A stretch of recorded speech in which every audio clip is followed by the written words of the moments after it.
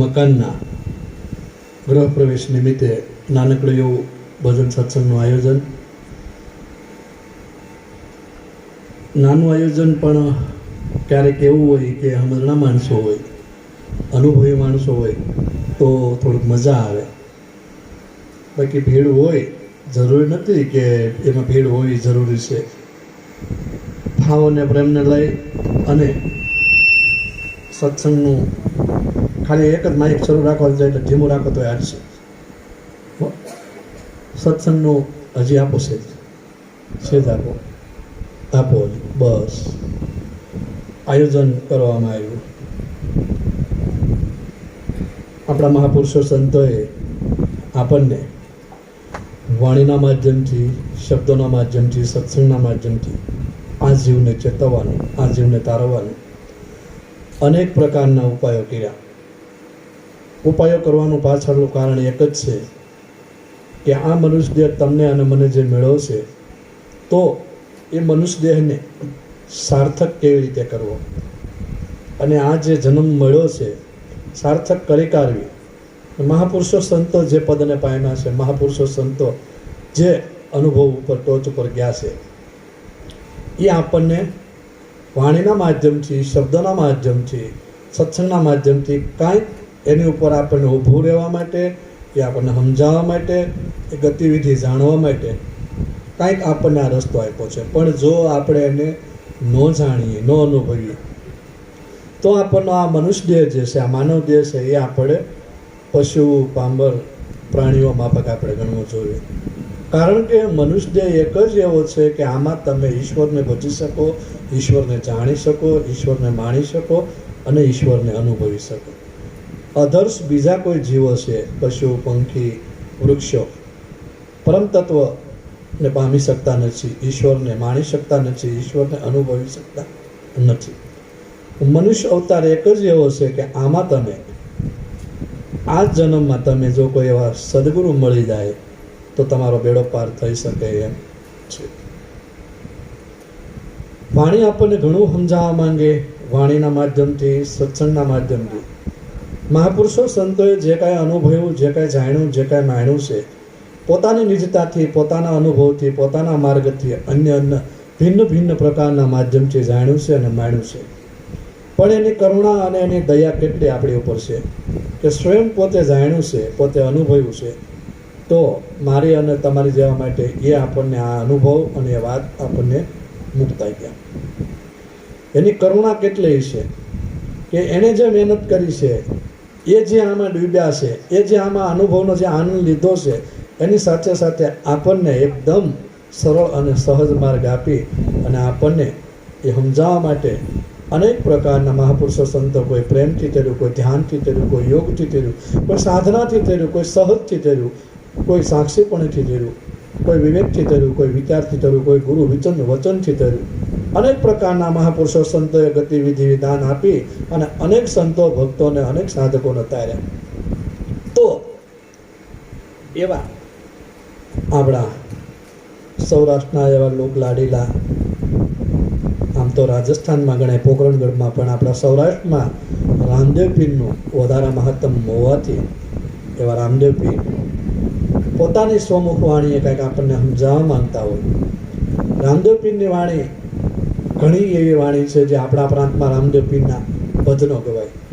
પણ આપણા પ્રાંતમાં રામદેવ પીરના મોસ્ટ ઓફલી જે ભજન ગવાય છે એમાં એના હરજી ભાટીએ જે ભજન ગાયેલા હોય, બીજા કોઈએ જે ભજન બનાવેલા હોય એવાની વાણી ગવાય. જેમાં રામદેવ પીરે જે કાંઈ પરચા પૂર્યા છે, રામદેવ પીરે જે કાંઈ કામો કર્યા છે, એટલે રામદેવ પીરના માત્ર એમાં વખાણના એના ભજન ગવાય. પણ રામદેવ પીરના સ્વમુખે વાણી નીકળેલું હોય, રામદેવ પીરે સ્વરચિત વાણી, સ્વ અનુભવથી વાણી નીકળેલું હોય, એવી વાણી આપણા પ્રાંતમાં બહુ જવરલે ઓછી ગવાય. ગવાતી હોય તો ક્યાંક કદાચ 2-5% ગવાતી હોય.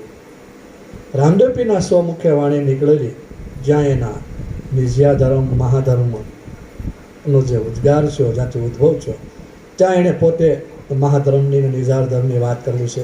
પણ એ વાણી કોક જવર લે, કોક ગાય. હવે તો કોઈ ગાતું નથી, કારણ કે ખ્યાલ નથી વિચારના કલાકારોને ને કોઈને ખબર નથી. રામદેવપીરની સ્વરચિત વાણી, પૂછો પુરા પંડિતને, પૂછો શેખ સન્યાસીને, આમાં નિજના ગુરુ કોર છે. હે અરજી, ભક્તિ કરો તો અગમ ભેદ જાણો, તમે હું કવિ વચનમાં હાલો. 2, આ અસત વાખું તો મને અલખની આણ છે, એવી વાતોનો મને એવો વિશ્વાસ, આ અસત વાખું તો મને અલખ દોહાય છે.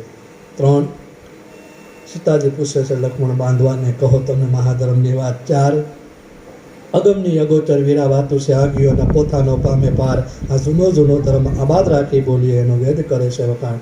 આ 5 રામદેવ પીરની એવી 7-8 વાણીઓ છે જેની પ્રમુખ વાણી છે. એ વાણીમાં રામદેવ પીર મહારાજ જે કોઈ અનુભવ કર્યો છે, જે કોઈ જાણ્યું છે, જે કોઈ માણ્યું છે, એવા સતુદ્દેશના માધ્યમથી હરભુજને ક્યાંક સમજાવે છે, ક્યાંક અરજી વાટીને સમજાવે છે, ક્યાંક દારૂબેનને સમજાવે છે, ને ક્યાંક જ્ઞાની પુરુષ કહેવાતા હોય છે એમને સમજાવવામાં આવતું હોય છે.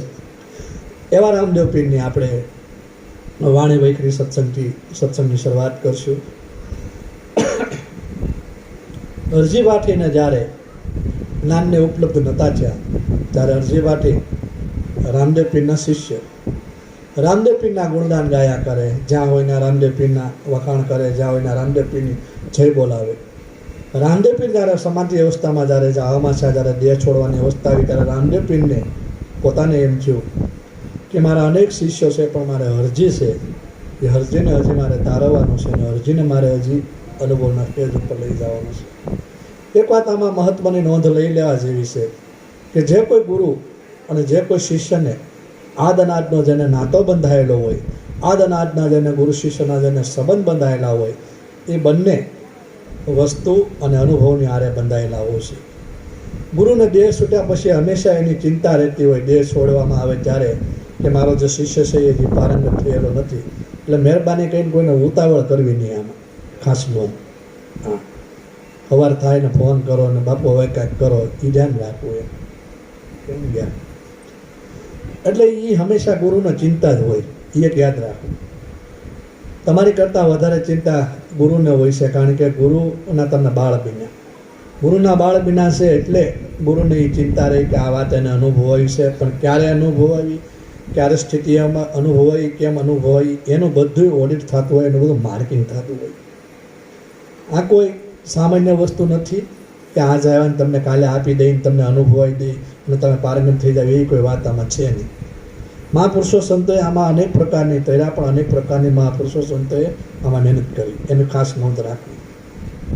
એના મહેનતના માધ્યમથી તમે કોઈ ખાલી વાતથી કે કોઈ સમજણથી સમજી જાઓ, એમાં વાત પતે એવું નથી. એમ રામદેવ પીરને એ ચિંતા હતી કે હરજી ભાઠી આ વાતને અનુભવ્યા નથી. રામદેવ પીરે હરજી ભાઠીને એકવાર બોલાવી અને હરજીને કીધું, એ હરજી તમે આ શું કરો છો?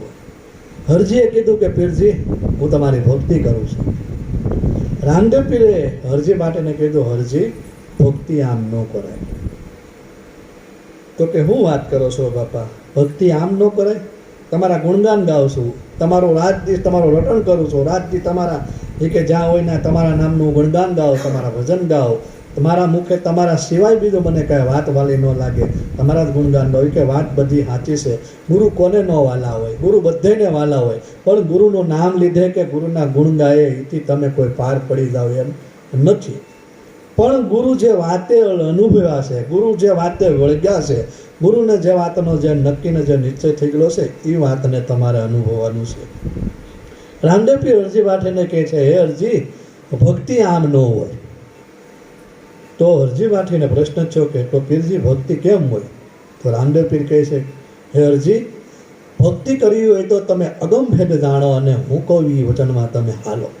જો તમારે ભક્તિ કરવી હોય તો તમે અગમ ભેદ છે એને તમે જાણો અને તમે હું કહું એ વચનમાં તમે હાલો. આપણે જાણવું છે બધું, પણ ગુરુના વચને કોઈને હાલવું નથી. તકલીફ એ છે. બધુંય કહીએ, બધુંય કરીએ, પણ જે કહીએ એ નથી કરવું. જે આપણે કહીએ છીએ એ કરવું નથી, અને જે આપણે કહીએ છીએ એમ કરવું નથી. બે વાત છે. એ કહીએ છે એ કરવું નથી, અને જે મુદ્દો આપી છે એમાંય નથી રહેવું. ભક્તિ કરો તો હરજી તમે અગમ ભેદ જાણો અને તમે હું કહું એ વચનમાં હાલો. જો તમારે ભક્તિ કરવી હોય તો તમે અગમ ભેદ જાણો અને હું કહું એ વચનમાં હાલો. આવું રામદેવ પીર જ્યારે અરજી ભાટીને સમજાવે છે ત્યારે અરજી ભાટી એ ભક્તિના માર્ગથી એ અગમ ભેદની વાત શું છે એ જાણે છે. પછી રામદેવ પીર આખી એ વાત અનુભવ્યા બાદ અરજી વાટીનો સમય જાય ત્યારે રામદેવ પીર એને મને અને તમને બીજા વાણીના માધ્યમથી કંઈક એવી વાણી સમજાવવા માંગે છે કે એ વાણી અરજી વાટી અને રામદેવ પીર અને અરજી વાટી એને સમજાવે છે. રામદેવ પીર ને ડારલબેન બંને થઈ અને હરજી વાટીને એ અલખનો જે આ રાત છે, અલખના ઘરની જે વાત છે, અગમઘરની વાત છે, એ વાતનો આખો મુદ્દો શરૂ થાય છે. અગમની અગોચર વીરા વાતું છે આઘીઓની પોથો ન પામે પાર અને પોથીઓ ન પામે પાર. આ જૂનો ધર્મ આબાદ રાખી બોલીએ જેનો વેદ કરે છે વખાણ. હે હરજી અગમને અગોચર વીરા વાતું છે આઘીઓ. સર્વપ્રથમ તો અગમ અને અગોચર, જે કોઈ વસ્તુની આપણને જાણ હોય, જે કોઈ વસ્તુ આપણને ગમ હોય એને આપણે ગુરુની ગમ કહીએ. ખીમ સાહેબ કહે કે ગુરુગમ ખોદો રે આ ઘટમાં, ગુરુગમ ખોદો રે આ ઘટમાં. દરેક સંતો મહાપુરુષો વાત કરે કે ભાઈ ગુરુના ગમની જરૂર પડે, પણ રામદેવ પીર જે કંઈ વાત કરે છે એ કે અગમ અને અગોચરની વીરા વાતું છે આઘિયું, એની પોથીઓ ન પામે પાર. અગમ જે કોઈ તમને ઘરની જાણ હોય એ તો આપણને સદગુરુ મહારાજ આપે, પણ અગમ ઘર એક એવું છે કે જ્યાં તમારી કોઈ ગમ પહોંચતી નથી, જ્યાં કોઈ તમારું મન બુદ્ધિ પહોંચતી નથી, જ્યાં કોઈ તમારા સંકલ્પ વિકલ્પો પહોંચતા નથી, જ્યાં કોઈ વાણી પહોંચતી નથી, જ્યાં કોઈ શબ્દ પહોંચતો નથી. જેમ યુવરાજભાઈએ જેમ વાણી ગાઈ કે ગગનગઢ રમવા રે હાલો, તમે નિરાશી પદમાં માલો રે.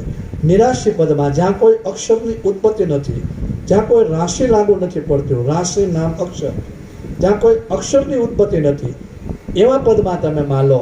અહીંયા જે કોઈ વાતો થાય છે રામદેવ પીર કહી એ અગમ ને અગોચર વીરા વાતું છે આગ્યું. સુખરામ બાપા અગમ અગોચર બાબતમાં કહે છે અગમ ભેદ એવો મારા પ્રભુજીનો, અગમ ભેદ એવો, આ અગમ ભેદ છે એવો મારા પ્રભુજીનો, અગમ ભેદ છે એવો. ઈ અગમ ઘર એક નાનક સાહેબ થઈ ગયા છે સાહેબ દારાની પ્રાણલિકામાં. આમ તો જીવન સાહેબ પશ્ચિમમાં આવે. નાનક સાહેબ કહે કે અગમથી આવ્યો જોગીડો, અગમથી આવ્યો આ રૂપનો સ્વરૂપ જોગીડો, અગમથી આવ્યો આ રૂપનો સ્વરૂપ જોગીડો, અગમથી આવ્યો. દરેક મહાપુરુષો સંતો તમને અગમની પહેલા વાત કરે. એ રામદેવ પીર પણ એમ કે અગમને અગોચર વીરા વાતું છે આગી. અગોચર જે કોઈ વસ્તુનું વર્ણન થઈ શકે, જે કોઈ વસ્તુની વાત થઈ શકે એવી વસ્તુને ગોચર કહેવામાં આવે, પણ અગોચર કે જ્યાં અવર્ણ્ય પદ લાગુ પડે, જ્યાં કોઈ વર્ણન થઈ શકતું નથી એવું આ વાત છે. અગમની અગોચર વીરા વાતું છે આઘિયું, એ વાતું આઘિયું છે. આ કોઈ 5 તત્વ 3 ગુણ 25 પ્રકૃતિ કે કોઈ 52 અક્ષર કે કોઈ 52 ઠાઠની આ વાત નથી. આ વાત છે આઘિયું. વળી પાછી આ વાતો સૂક્ષ્મ પણ છે, વળી પાછી આ વાત ઝીણી પણ છે. આપણને એક પ્રશ્ન થાય છે કે કઈ વાત એમ. તો પ્રીતમ સાહેબે કીધું કે આરે અવસરમાં સદગુરુ સેવ્યા, વસ્તુ તો દેહમાં બતાવી સોહાગીલા. જ્યાં વસ્તુ શબ્દ પ્રયોગ કરવામાં આવ્યો, કોઈએ વાત શબ્દ પ્રયોગ કરવામાં આવ્યો, કોઈએ સદગુરુ શબ્દ પ્રયોગ કરવામાં આવ્યો, કોઈએ તત્વ શબ્દ પ્રયોગ કરવામાં આવ્યો, કોઈએ આત્મતત્વ પદ કીધું, કોઈએ અશ્વિપદ કીધું, કોઈએ તત્વપદ કીધું. અનેક પ્રકારના મહાપુરુષો સંતોએ અનેક પ્રકારના એના નામ આપ્યા. પણ પ્રીતમ સાહેબે જે વસ્તુની વાત કરી છે એ વાત ઉપર થોડુંક આપણને મજા આવે. કેમ? કારણ કે પરમ તત્વ જે ઈશ્વરી તત્વ જે કાંઈ તમારી અને મારી અંદર જે કાંઈ રમણ થઈ રહ્યું છે એને વસ્તુ કીધું. હવે વસ્તુ એટલે વસ્તુ શું હોય એની શું ગેરંટી? આપણે દાખલા તરીકે કાંઈ આપણી પાસે વસ્તુ હોય ખિસ્સામાં તો આપણે એમ કહીએ આમાં શું છે, તો કે વસ્તુ છે. હવે વસ્તુ શું છે એ કોઈને ખબર નથી, પણ વસ્તુ છે એ પાકું. એમ પ્રીતમ સાહેબે એ જે શબ્દ પ્રયોગ કર્યો એ કે વસ્તુ તો દેહમાં બતાવી સોહાગીલા. વસ્તુ એટલે કંઈક એવી વસ્તુ છે કે જેને જોઈ શકાય, જેને અનુભવી શકાય. કંઈક આપણા ખિસ્સામાં કે આપણી થેલીમાં કંઈક વસ્તુ હોય તો એ મુદ્દો જોવાનો બને, અનુભવવાનો ન બને, સીધો જોવાનું બને. આપણે આમ કરી કાઢવીને પ્લાસ્ટિકની થેલી હોય ને એને આમ ગાંઠ મારી દઈએ, પછી આમ બતાવીએ કે આ થેલીમાં કંઈક છે, એમાં ખાલી હવા હોય. તો હવા હોય તો એ હવા એ કે આ સ્થૂળ આંખેથી ન દેખાય, પણ દિવ્ય ચક્ષુ થાય તો હવા દેખાય. પણ થેલીમાં અને ખિસ્સામાં અને કંઈક ડબલામાં કંઈક વસ્તુ હોય તો એ વસ્તુ જોવાનો થાય. પ્રીતમ સાહેબ કે વસ્તુ તો દેહમાં બતાવી સોહાગીલા. ત્યાં વસ્તુ શબ્દ પ્રયોગ કર્યો રામદેવ પીરે. અહીંયા આ વાત અને અગમને અગોચર વીરા વાતું છે આવ્યું, અહીંયા વાત શબ્દ પ્રયોગ કર્યો. તેની વાત પરમ તત્વના ઘરની, ઈશ્વરના ઘરની, અસીપદના ઘરની, નિર્વાણના ઘરની, ચોથા પદની, અવિનાશી પદની અહીંયા વાત કરી છે. એ વાત છે આઘિયું. આઘિયું એટલા માટે કીધું કે આ કોઈ મન બુદ્ધિ ચિત્ત અહંકારમાં આવે એવું નથી, આ કોઈ શબ્દમાં આવે એવું નથી, આ કોઈ વાણીમાં આવે એવું નથી, આ કોઈ વર્ણનમાં આવે એવું નથી. ભગવાન શ્રી કૃષ્ણએ બહુ સરસ વાત કરી કે હે અર્જુન, ગીતા છે એ અવર્ણ્ય પદ છે. ગીતા અવર્ણ્ય પદ છે. તમને મને એક વાતની શંકા થાય કે ગીતા અવર્ણ્ય પદ છે તો ભગવાન શ્રી કૃષ્ણએ તો 18 અધ્યાય વર્ણન કર્યા, 18 અધ્યાય વર્ણન કર્યા. આખી ગીતા આપણે વાંચીએ છીએ, એમાં એકના શબ્દો છે. શ્રી કૃષ્ણ ભગવાનને અર્જુન શબ્દ પ્રયોગ કરે, ભગવાન એના પ્રત્યુત્તર જવાબ આપે છે. અર્જુન છે એ પ્રશ્ન કરતા છે, ભગવાન એનો જવાબ આપે છે. આવા 18 અધ્યાય થયા અને વળી પાછા શ્રી કૃષ્ણ ભગવાન એમ કહે કે હે અર્જુન, આ ગીતા છે એ અવર્ણ્ય પદ છે. ગીતા અવર્ણ્ય પદ છે એ એટલા માટે શબ્દ પ્રયોગ કરવામાં આવ્યો કે હું તને જે કાંઈ બોલી રહ્યો છું, હું તને જે કાંઈ કહી રહ્યો છું એ માત્ર એનું વર્ણન છે, પણ હકીકતમાં ગીતાનું વર્ણન થઈ શકે એવું નથી, પરમ તત્વનું વર્ણન થઈ શકે એવું નથી, અલગ તત્વનું વર્ણન થઈ શકે એવું નથી. અવર્ણ્ય પદ છે. ચોથું પદ જે છે અવિનાશી પદ છે એ વર્ણનમાં આવે એવું નથી, એ વર્ણન બારું છે, એટલે એને અવર્ણ્ય પદ કીધું. લખવા મેં લંબા ઘડા પડતા ના આવે પાર, અર્જુન અક્ષર એસો ભયો जिसमें સમાય રહ્યો સંસાર. હે અર્જુન, આ અક્ષર એવો છે કે એમાં આખો એ કહે કે સંસાર સમાઈ ગયો. લખવા મેં લંબા ઘડા પડતા ના આવે પાર. લખવામાં જાય તો બહુ લાંબો પડે, પડતા ન આવે પાર, એને વાંચવા જાય તો પાર ન આવે. પણ એક અક્ષર એવો છે અર્જુન કે એમાં આખો સંસાર સમાઈ રહ્યો છે. એ અક્ષરની મહાપુરુષો સંતો આપણને વાત કરે ને એ વાતની અહીંયા રામદેવ પીર વાત કરે કે એ વાતું છે આગ્યું. અદમની અગોચર વીરા વાતું છે આગ્યું, એની પોથીયું ન પામે પાર. આ જૂનો ધર્મ આબાદ રાખી બોલીએ, જેના વેદ કરે છે વખાણ, એનું પોથીયું ન પામે પાર. હવે એક બહુ સરસ મજાની વાત છે. બાય મિસ્ટેક એવી થઈ ગઈ છે કે મહાપુરુષો સંતોએ આપણને કંઈક વેદ, કિતાબ, પુરાણ, શાસ્ત્રો આ બધા જે કાંઈ કીધા હોય પુરાણોમાં, તો એમાં આપણને પહેલાં ખોજવાનું કીધું, એમાં આપણને ગોતવાનું કીધું. પણ તથાકથિત મહામૂઢો સંતો છે ને એ એમ કહે કે શાસ્ત્રોમાં નથી, પુરાણમાં નથી, કિતાબમાં નથી. પણ એ વાત ક્યારે લાગુ પડે? તમે શાસ્ત્રનું અધ્યયન કર્યું, તમે પુરાણનું અધ્યયન કર્યું, તમે વેદનું અધ્યયન કર્યું, તમે વેદને જાણ્યા, તમે પુરાણને જાણ્યું, તો તમે કહી શકો. મહાપુરુષો સંતોએ આ તમામ અનુભૂતિઓમાંથી નીકળ્યા, તમામ રસ એને ચાખ્યો અને રસ ચાખ્યા બાદ એ બોલ્યા કે આ વસ્તુ આમાં નથી. યદ્યપિ વેદમાં નથી એ વાત એમ કહેવા માંગે છે કે વેદમાં એટલા માટે નથી કે વેદમાં જે કાંઈ બોલાઈ ગયા છે એ શબ્દો છે, લખાઈ ગયા છે એ શબ્દો છે. પરમ તત્વ ઈશ્વર તત્વ કોઈ શબ્દમાં આવ્યા નથી, કોઈ લખાણમાં આવે એવો નથી, એટલા માટે એ વેદમાં નથી, પુરાણમાં નથી, શાસ્ત્રોમાં નથી. પણ એનો મતલબ એવો નથી કે વેદ, પુરાણ અને શાસ્ત્ર ગલત છે. યદ્યપિ ઈશ્વરના શબ્દો છે, યદ્યપિ મહાપુરુષો સંતોના બોલાયેલા શબ્દ છે, પણ એમાં નથી એવું નથી, એમાંય છે. પણ જો તમને એની ગમ હોય તો તમને ખ્યાલ પડે. એટલે અહીંયા જે કાંઈ શબ્દ પ્રયોગ કરવામાં આવ્યો છે કે એની પોથીયું ન પામે પાર. પોથીયું ન પામે પાર શબ્દ એટલા માટે પ્રયોગ કરવામાં, દાખલા તરીકે હું અહીંયા સત્સંગ કરું, હું આત્મતત્વનું કે જુક્તિનું કે યુક્તિનું કે ઉપદેશનું કે ગમે એ ધર્મની કે ગમે એ કોઈ મહાપુરુષો સંતોની વાત તો કરું, તમે મેં કંઠસ્થ કરેલું હોય ને, તમે શ્રવણે એક ચિત્તથી સાંભળી લીધું, તો એ માત્ર તમે સાંભળ્યું કહેવાય અને હું ખાલી બોલ્યો કહેવો. તમારા સાંભળવા કે મારા બોલવાથી કોઈ પ્રકારનું તમને જ્ઞાન થતું નથી. એ ખાલી એક વર્ણન છે, એ ખાલી એક વાત છે જે તમે ગ્રહણ કરી અને હું ખાલી બોલું. ઈશ્વરી તત્વને લઈને, ચોથા પદને લઈને, આત્મ તત્વને લઈને કોઈ પણ પ્રકારનો શબ્દ બોલાય, કોઈ પણ પ્રકારનું જ્ઞાન થાય, એ માત્ર ને માત્ર એક ચર્ચા છે, માત્ર ને માત્ર એક વાત છે. એ વાતથી કોઈ પણ પ્રકારનો, હા, ઘડી બે ઘડી મન શાંત થાય, ઘડી બે ઘડી આપણો અંતકરણ શુદ્ધ થાય, ઘડી બે ઘડી અમુક કલાકો પૂરતી આપણું જે આ માયાળું મન છે એ સ્થિર થાય, પણ એથી કોઈ આત્મજ્ઞાન થતું નથી. સત્સંગ વિના મન સુધરે નહીં, સુરતા ભલે નિગમ પદ પર આવે. સત્સંગ વિના મન સુધરે, સત્સંગથી મન સુધરે ખરા, પણ સુરતા નિગમ પદ પર એમને ન જાય. એટલે આ વિષય જે કાંઈ છે એ જે કંઈ મેં મારો કહેવાનો અર્થ એમ કે હું ગમે એટલું બોલું અને તમે જે કાંઈ સાંભળો, હું જે બોલી રહ્યું પહેલાંના સમયમાં શું છે, બોલાતું એટલે લખાતું જતું, બરાબર. હવે આપણે બોલીએ એટલે રેકોર્ડિંગ થઈ જાય, વિડીયો ઉતરી જાય. હવે ચાહે લખાઈ જાય કે ચાહે રેકોર્ડિંગ થઈ જાય, ચાહે વિડીયો ઉતરાય, પણ છે એ અંતે કોપી. ઈશ્વરી તત્વ બાબત મળી, પરમ તત્વ બાબત મળી, ચોથા પદ બાબત મળી, કોઈ પણ વસ્તુ બોલાઈ જાય કે લખાઈ જાય એટલે એ શાસ્ત્ર થઈ જાય, એ તરત શાસ્ત્ર થઈ જાય. હું જે કાંઈ બોલું તમારા મન મંદિરમાં, તમારા બુદ્ધિમાં મારી વાત ગ્રહણ થઈ જાય, મારી વાતના રેકોર્ડ થઈ જાય એટલે એ શાસ્ત્ર થઈ ગયું. હું કાંઈ બોલી રહ્યો છું, તમે કાંઈ સાંભળી રહ્યો છું, એ એક શાસ્ત્ર જ છે. તમે કાંઈ સાંભળી રહ્યા છો એ શાસ્ત્ર જ છે, અને હું કાંઈ બોલી રહ્યો છું એ એક શાસ્ત્ર છે. કંઠસ્થ થઈ જવું અને એમાં રેકોર્ડ થઈ જવું એને શાસ્ત્ર કહેવાય. પછી કાંઈ જરૂરી નથી કે જૂના પુસ્તકો એને લખ્યું હોય ને એ વાંચીએ એટલે એ શાસ્ત્ર છે. શાસ્ત્ર એટલે કોઈ પણ બોલે અને આપણે આપણા મન મંદિરની અંદર આપણા બુદ્ધિમાં રેકોર્ડ થઈ જાય એને શાસ્ત્ર કહેવાય. આનું નામ શાસ્ત્ર. આ પણ શાસ્ત્ર છે. પછી ભલે ચોથા પદની વાત થાય કે ગુરુના ઘરની વાત થાય, આ એક શાસ્ત્ર જ છે. એ પોથિયું ન પામે પાર, એથી એ પોથિયું તો કોઈ પાર પામી કે એમ નથી. મહાપુરુષો સંતોએ એને પોથિયું કીધું છે. આ પોથિયું નહીં, એ તો બધું છપાઈ ગયું છે અને હજી પડ્યું છે, પણ આપણી અંદર જે કોઈ વસ્તુ, કોઈ વર્ઝન ડાઉનલોડ થાય, સત્સંગ કોઈ ડાઉનલોડ થાય, કોઈ રેકોર્ડ થાય તો એ શાસ્ત્ર જ છે. કારણ કે એ શબ્દમાં કે એ સત્સંગમાં એ વાત મળે એમ નથી, તૃપ્ત થાવ એમ નથી, શબ્દ જ છે. એનું પોથિયું ન પામે પાર, આ જૂનો જૂનો ધર્મ આબાદ રાખી બોલીએ, એનો વેદ કરે છે વખાણ, જૂનો જૂનો ધર્મ આબાદ રાખી બોલીએ. મહાપુરુષો સંતોએ આને રામદેવ પીરે જૂનો ધર્મ શબ્દ પ્રયોગ કર્યો.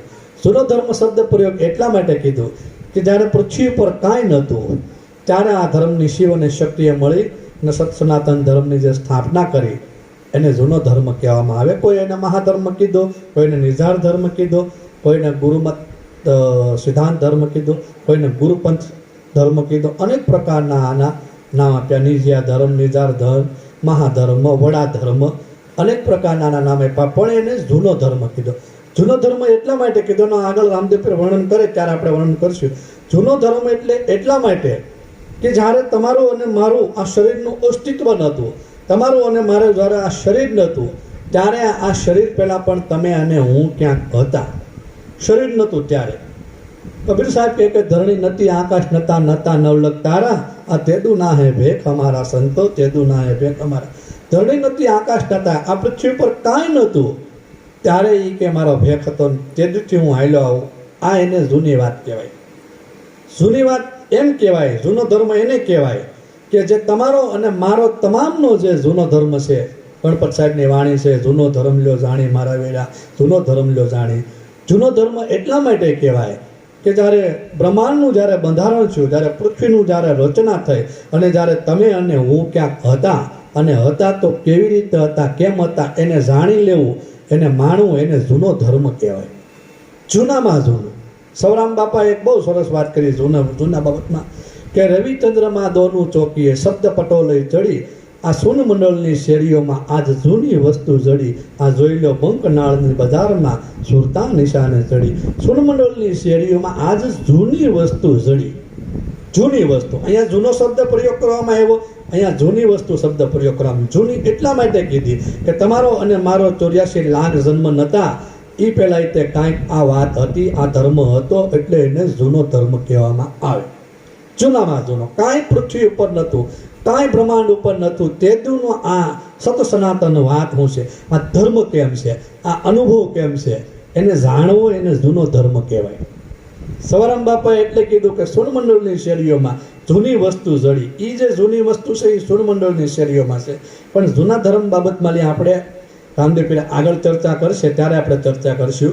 એનો જૂનો ધર્મ આબાદ રાખી બોલીએ, જેના વેદ કરે છે વખાણ, એના વેદે વખાણ કરે છે. વેદે પણ નેતિ કીધું, ઈશ્વરી તત્વને પરમ તત્વને નેતિ કીધું કે હજી અહીંયા પૂરું નથી થતું, હજી કાંઈક આગળ છે, હજી કાંઈક આગળ. નેતિ અને ઇતિ બે વાત આવે. એક નેતિ એટલે કાંઈક છે અને ઇતિ એટલે હજી મને ખબર નથી. આપણે તો બધા અહીંયા પૂર્ણ થઈ ગયા, કંઈક બે પ્રકારનું પોપડીયું જ્ઞાન શીખી ગયા, બે પ્રકારનું કંઈક આપણે બુદ્ધિથી આવડી ગયું, કાંઈક આપણે મનથી સમજી ગયા, કંઈક વાણી ચોપાઈ આવડી ગયા, તો ઇતિ મટી ગયું, નેતિ મટી ગયું. અહંબર માસ લે ઇલાવા હવે આમ તો માવા છોડતા હોય ઘરે, અને પાછા કે અહંબર માસ માવા નથી છૂટતા નહીં, બધા પૂરા થઈ જાય, એ પૂરા થઈ જાય. ઘણા તો અમુક તો મહાપુરુષો સંતો કહેવાય તો નહીં, પણ સ્ટેજ ઉપર બીડીયું ફૂંકતા હોય, માવા ખાતા હોય, પાછા એ કે અમે પૂર્ણ થઈ ગયા. છોડવાનું કાંઈ નથી, પણ છૂટતું નથી. મહાપુરુષો સંતોએ શું કીધું? તેમ ત્યક્ત થઈને ભુજિનતા. તે જ વ્યક્તિ ત્યાગ કરી શકે જેને ભોગને જાણ્યો છે. તેમ ત્યક્ત થઈને ભુજિનતા. તે જ